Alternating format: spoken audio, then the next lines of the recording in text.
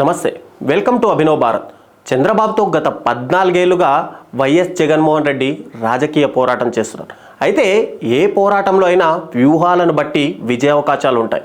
శత్రువు బలాన్ని అంచనా వేయడం, దానికి తగినట్టుగా ప్రతి వ్యూహాలను రూపొందించడం మీదే సక్సెస్ ఆధారపడి ఉంటుంది. ఏపీ రాజకీయాల్లో జగన్ విషయమే తీసుకుంటే 2009 వైఎస్ఆర్ మరణం తర్వాత చంద్రబాబు ఆయనకు డైరెక్ట్ ప్రత్యర్థిగా మారారు. ఇదే సందర్భంలో ఇద్దరి మధ్య అనేక రాజకీయ పోరాటాలు జరిగాయి. వైఎస్ఆర్ మరణానంతరం ఆ సానుభూతి మంత్రం 2019 దాకా జగన్కు పనిచేస్తూ వచ్చింది. ఇక 2014 నుంచి 2019 మధ్య ప్రతిపక్ష నేతగా ఉన్నప్పటికీ అధికార టీడీపీపై గట్టిగానే పోరాడారు. అయితే జగన్ చేసిన ఈ పోరాటాలు అన్నీ వ్యూహాలతో కాదు, కేవలం దూకుడుతోనే చేశారని, ఆ దూకుడికి ఇంధనంగా తండ్రి వైఎస్ఆర్ సానుభూతి కూడా కలిసొచ్చిందని రాజకీయ విశ్లేషకులు అంటారు. వైఎస్ఆర్ కొడుకుగా జగన్మోహన్ రెడ్డిని సీఎంగా చూడాలని రాజశేఖర రెడ్డి పాలన కోరుకున్న వారు, వైఎస్ఆర్ని అభిమానించేవారు జగన్ వెంట నడిచారు. అదే జగన్ చుట్టూ అతిపెద్ద రక్షణ కవచంగా పనిచేసింది. అలా చంద్రబాబు మీద 3 ప్రత్యక్ష యుద్ధాలు చేసిన జగన్ ఒక్కసారి మాత్రమే గెలిచారు. అయితే ఆ గెలుపు చంద్రబాబు వ్యూహాలు ఫెయిల్ అవ్వడం వల్ల రాలేదని, అలాగే జగన్ బాబును మించి వ్యూహాలు రూపొందించడం వల్ల కూడా అధికారం దక్కలేదని, ప్రజల్లో ఆయన్ను సీఎంగా చూడాలనే బలమైన కోరిక వల్లే గెలుపు సాధ్యమైందని రాజకీయ పండితులు చెబుతుంటారు.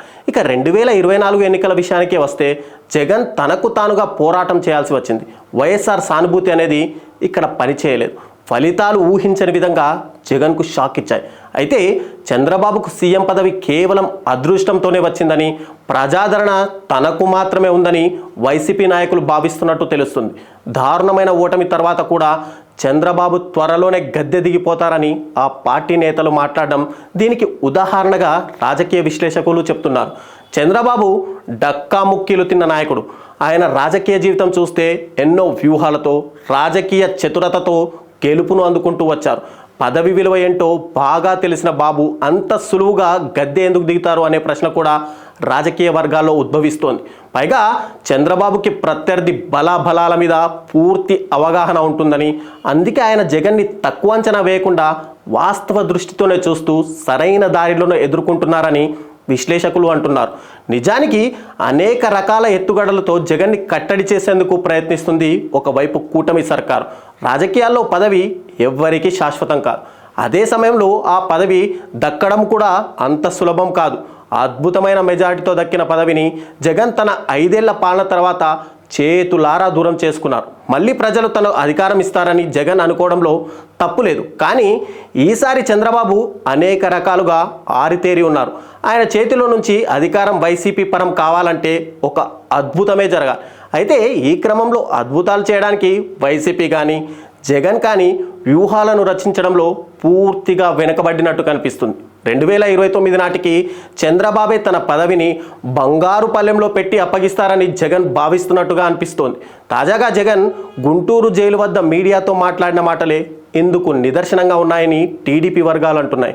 ఈసారి టీడీపీకి సింగిల్ డిజిట్ కూడా రాదని జగన్ మాట్లాడడం చూస్తుంటే ఆయనకు తన మీద కంటే చంద్రబాబు మీదే ఎక్కువ నమ్మకం ఉందా అంటూ పొలిటికల్ సెటైర్లు పడుతున్నాయి. చంద్రబాబుని తక్కువగా అంచనా వేసి ఇలాగే కలలు కంటూ కూర్చుంటే 2029 ఎన్నికలు కూడా వైసీపీకి చేదు అనుభవాన్ని మిగల్చడం ఖాయమని ఆ పార్టీ వర్గాల్లోనే చర్చ నడుస్తుంది.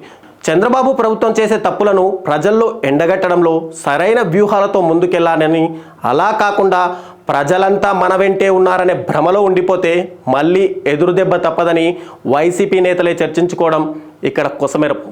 నాయకులారా, మీ పనితనం మీ అధినాయకులకు తెలియజేయాలనుకుంటున్నారు. ప్రజలారా, మీ సమస్యలను మీ నాయకులకు తెలియజేయాలనుకుంటున్నారు. ప్రజా సమస్యల పరిష్కార వేదిక మీ అభినవ్ భారత్.